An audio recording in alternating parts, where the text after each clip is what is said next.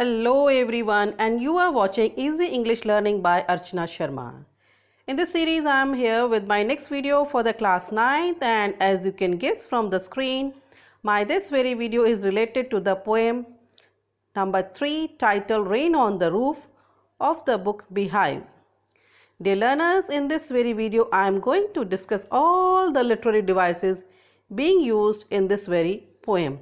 And if you are new to the channel, then do subscribe the channel and don't forget to hit the bell icon so that you can get the notification of all my new videos as soon as they get uploaded on my channel. See, now on your screen you have the literary devices, and in the series of literary devices being used in the poem Rain on the Roof, first we will discuss the rhyme scheme.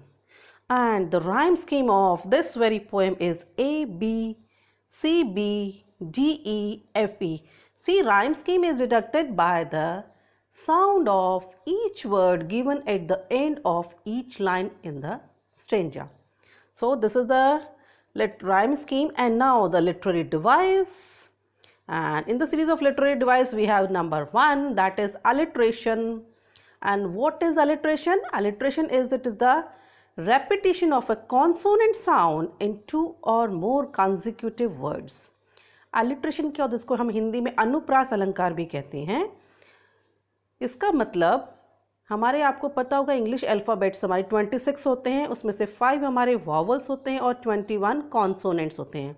मतलब जैसे हिंदी में हमारे स्वर और व्यंजन होते हैं, वैसे इंग्लिश में हमारे जो वॉवल्स हैं उनको हिंदी में स्वर कहते हैं और जो कॉन्सोनेंट्स होते हैं उनको हम हिंदी में व्यंजन कहते हैं.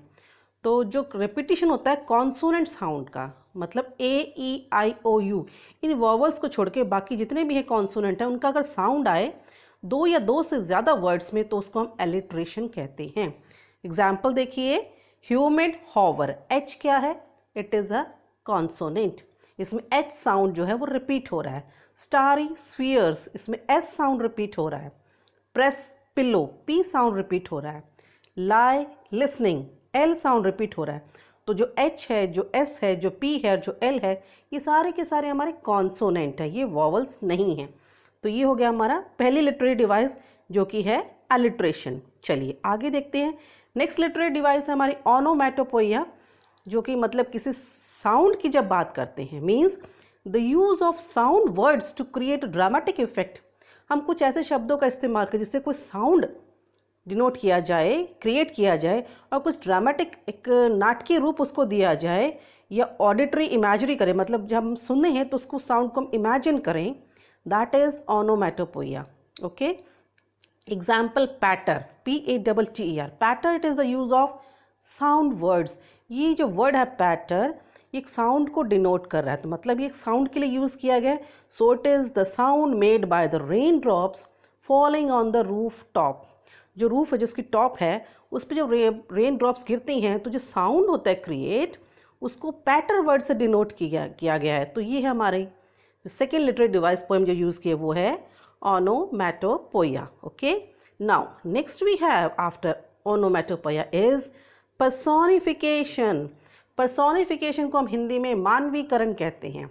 मतलब treating a non living thing as a living. एक नॉन लिविंग चीज़ को हम जब लिविंग मान लेते हैं, मानवीय रूप दे देते हैं, तो उसको हम कहते हैं पर्सोनिफिकेशन. ओके, जैसे darkness has been personified when he says that it is sad. देखो, डार्कनेस जो है वो कभी सैड नहीं हो सकती. सैड मतलब उदास होना.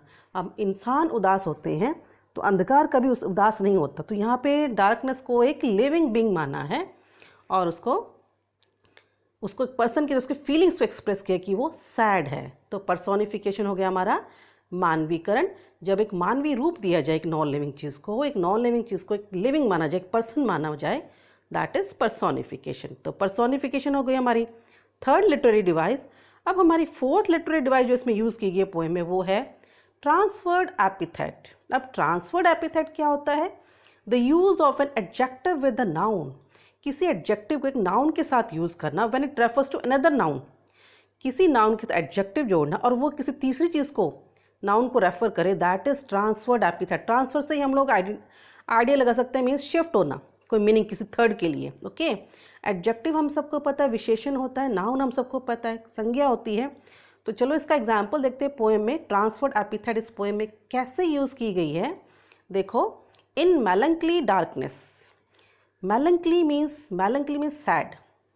The darkness is not melancholy, darkness जो होती है, अंधकार जो होता है, सैड नहीं होता, but it refers to the sad people. लेकिन ये सैड पीपल को रेफर कर रही है, ठीक है। मेलंकली मीन्स सैडनेस और डार्कनेस है, लेकिन ये किसी तीसरी चीज़ को रेफर कर रही है, वो है sad people. So it is an example of transferred epithet. So dear learners, these were the 4 literary devices which are being used in this very poem, and all the 4 are very much important and very simple and very easy one to understand. So I hope now the literary devices being discussed in this very video are very much clear to you all. So for this very video, it was all from me. I will be back again soon with my next video related to the same poem, Rain on the Roof. Till then, keep learning and stay safe.